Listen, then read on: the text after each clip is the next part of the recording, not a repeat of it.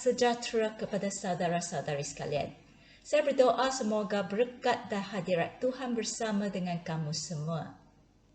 Lebih kurang sebulan lebih yang lalu, saya telah berkongsi tentang topik ini, iaitu suatu perkara yang baik, di mana saya bercakap tentang apa yang dicatat dalam Markus 14 ayat 3 hingga 9, iaitu tentang seorang wanita yang bernama Maria. Dia telah menuangkan sebotol minyak wangi yang mahal ke atas kepala Yesus. Minyak wangi ini sepatutnya digunakan oleh Maria sendiri pada hari perkahwinannya. Tetapi Maria gunakannya untuk Yesus.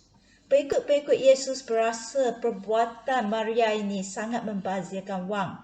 Tetapi Yesus berkata, apa yang Maria lakukan untuknya adalah suatu perkara yang baik dan terpuji. Dalam mata Tuhan, perkara yang baik adalah perkara yang sepatutnya dilakukan untuk diri kita sendiri, tetapi kita sanggup lakukan untuk Yesus. Perkara ini berlaku pada Minggu Suci, iaitu minggu di mana Yesus disalibkan dan kemudian bangkit dari kematian. Kemudian saya juga berkongsi tentang beberapa orang lelaki, mereka juga melakukan perkara yang baik untuk Yesus pada Minggu Suci itu. Di antaranya ialah Simon, seorang hamba yang berasal dari Kirin, Afrika. Dia telah dipaksa untuk memikul salib untuk Yesus. Walaupun dia dipaksa, tetapi apa yang dilakukannya adalah suatu perkara yang baik, kerana perkara ini adalah dilakukan untuk Yesus. Kita kadang-kalanya macam Simon juga. Kita tidak sudi atau berasa dipaksa untuk melayani Tuhan. Tetapi sebenarnya setiap pelayanan kita jika dilakukan untuk Yesus, dalam mata Tuhan ia adalah suatu perkara yang baik. Kemudian saya juga berkongsi tentang dua orang lelaki, iaitu Yusuf dari Arimatia dan Nikodemus. Mereka berdua adalah pengikut Yesus, tetapi pada permulaannya mereka adalah penakut. Mereka sangat takut orang lain tahu mereka adalah pengikut Yesus. Mungkin kerana mereka takut kedudukan mereka dalam kalangan orang Yahudi akan diancam. Walau bagaimanapun, selepas Yesus mati di atas salib, kedua-dua orang ini pula berubah perangai mereka. Mereka berani pergi berjumpa dengan Pilatus untuk meminta jenazah Yesus dan menguburkan Yesus. Mereka tidak lagi bimbang orang lain mengetahui bahawa mereka adalah pengikut Yesus. Mereka berani menghadapi sebarang ancaman yang mungkin sebagai seorang pengikut Yesus. Begitu besar perubahan mereka. Begitu juga dengan kita. Apabila kita berani melangkah ke depan untuk melakukan sesuatu untuk Yesus atau untuk melayani Yesus, kehidupan kita juga akan berubah macam Yusuf dan juga macam Nikodemus.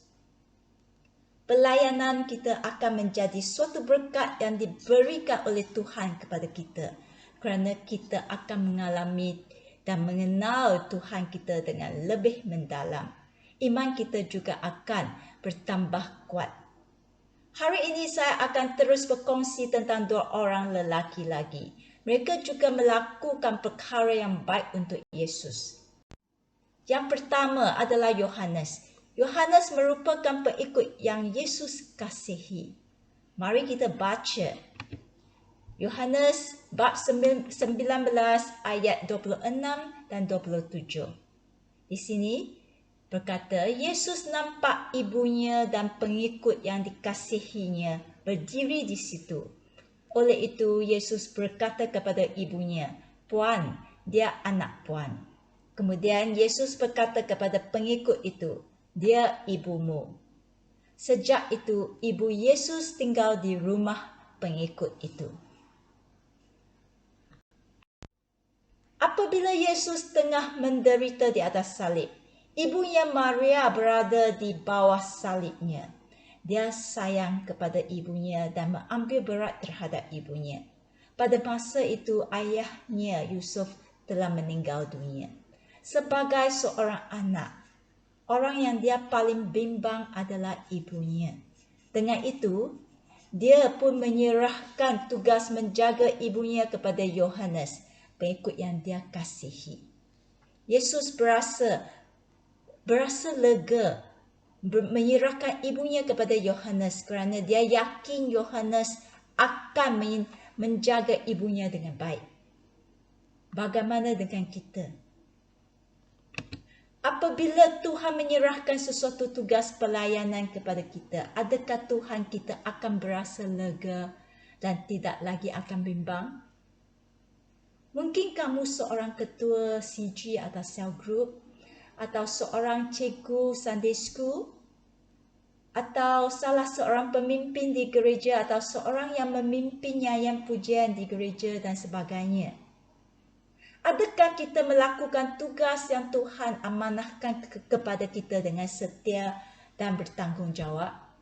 Atau kita selalu bersungut dan merajuk sahaja terhadap tugas pelayanan kita dan selalu asyik nak letak jawatan sahaja, sehingga Tuhan pun tidak dapat berasa lega dan masih akan berasa bimbang selepas dia menyerahkan sesuatu tugas kepada kita.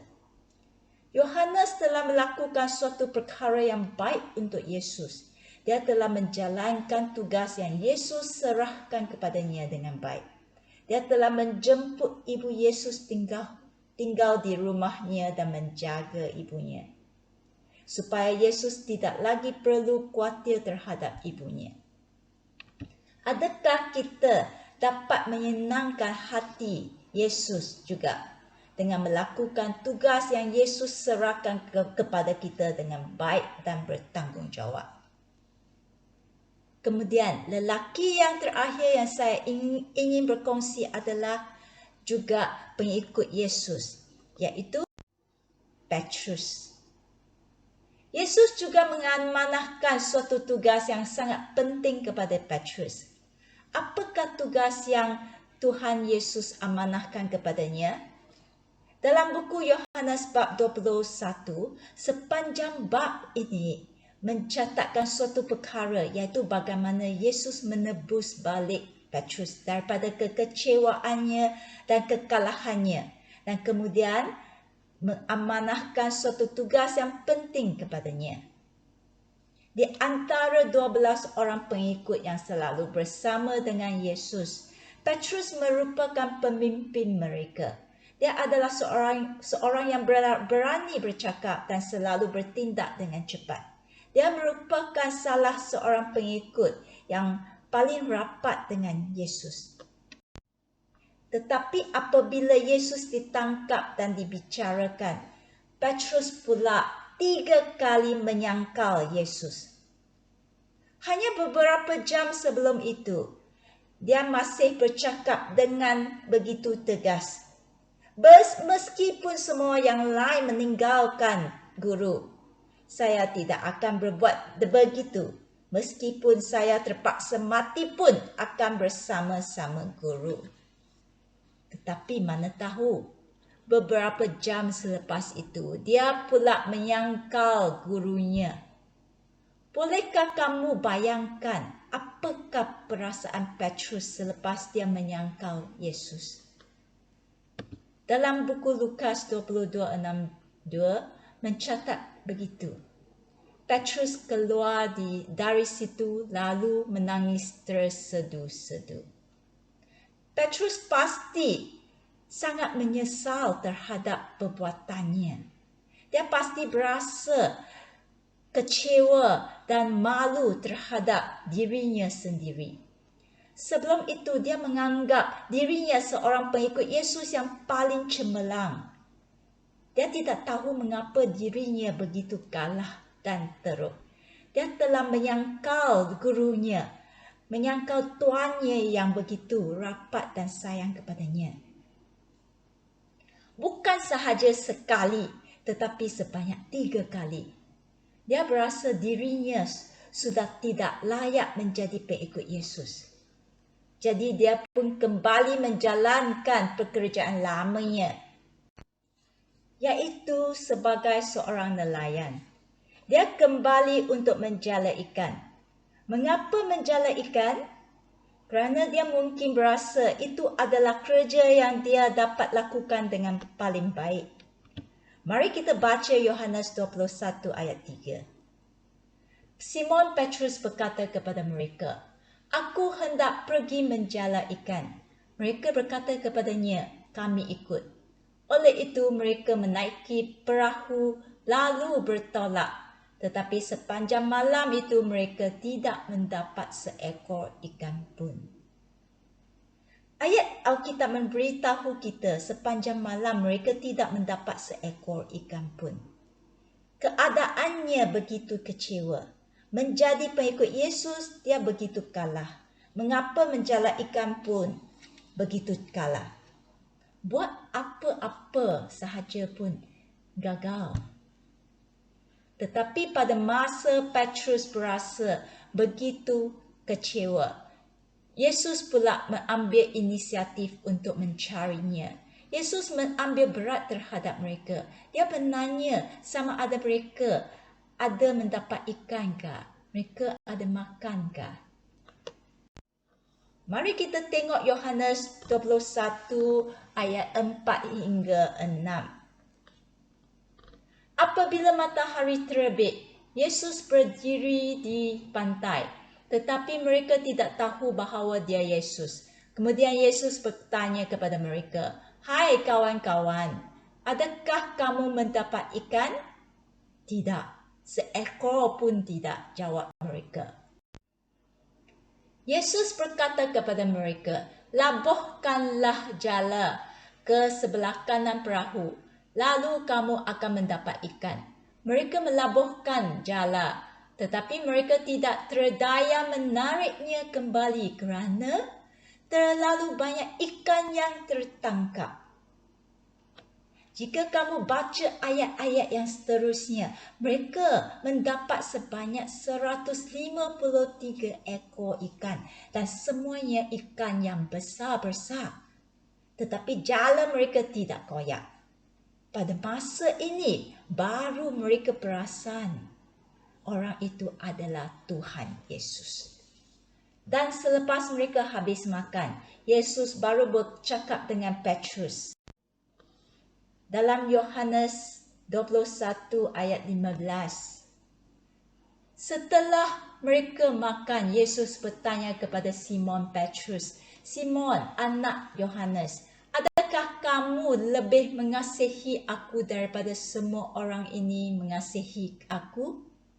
Petrus menjawab, "Ya Tuhan, Tuhan tahu bahawa aku mengasihi Tuhan." Yesus berkata kepadanya, "Peliharalah anak-anak dombaku."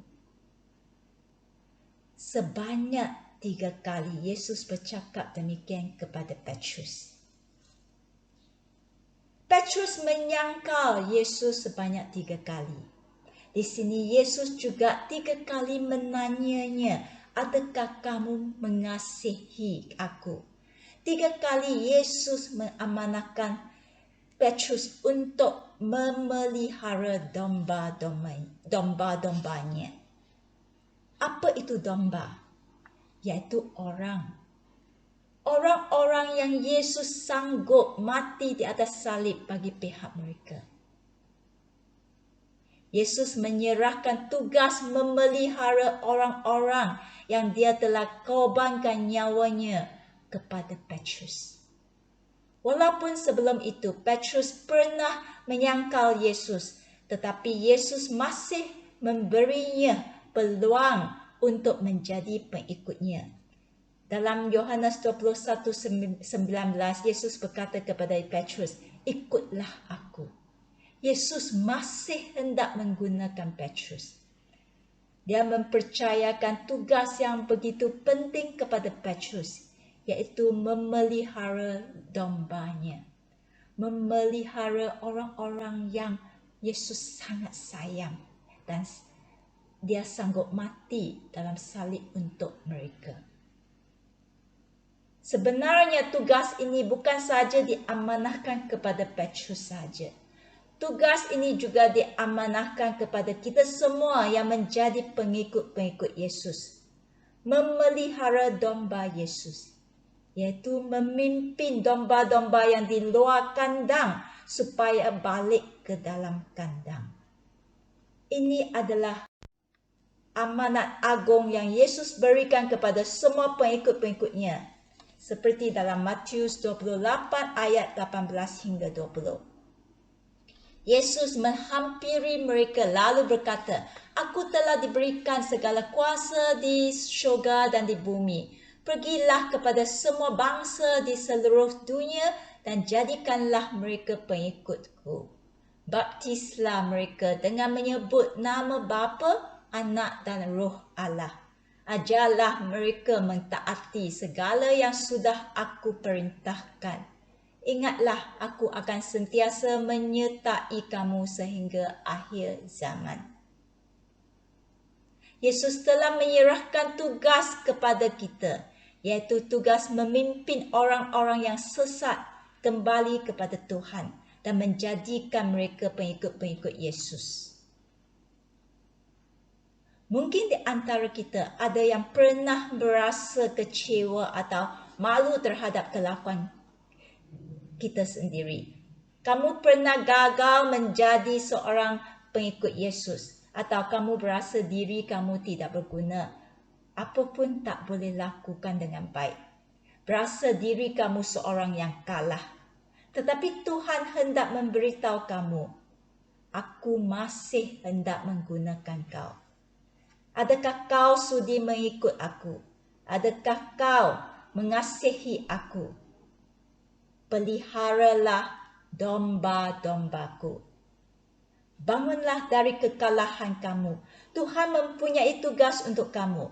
Perkara yang dia amanahkan kepada Petrus juga diamanahkan kepada kamu. Adakah kamu sudi mentaati amanat yang Yesus berikan kepada kamu? Jika ya, kamu juga akan mengalami perubahan yang seperti Petrus alami. Petrus kemudiannya menjadi pengikut Yesus yang sangat setia, sehingga dia rela mengorbankan nyawanya demi mempertahankan amanat yang Yesus beri kepadanya. Dia telah menggunakan hidupnya yang seterusnya untuk melakukan perkara yang Yesus amanahkan kepadanya. Dalam mata Tuhan, apa yang Petrus lakukan adalah perkara yang baik dan terpuji. Kerana perkara itu dilakukan untuk Yesus. Yesus telah menyerahkan tugas pelayanan kepada kita, seperti dia serahkan tugas menjaga ibunya kepada Yohanes. Adakah kita setia dan bertanggungjawab dalam pelayanan kita? Yesus juga memberikan amanat agungnya kepada kita semua, macam dia memesan Petrus untuk memelihara domba-dombanya. Mungkin macam Petrus, kamu pernah mengecewakan hati Tuhan, tetapi Tuhan masih hendak menggunakan kamu. Dia hendak menebus kamu macam dia menebus Petrus. Adakah kamu sudi berubah dan kembali kepada Tuhan yang mengasihi kamu? Adakah kamu sudi mentaati perintah Tuhan untuk menyebarkan berita baik Yesus kepada orang-orang yang di sekelilingi kamu?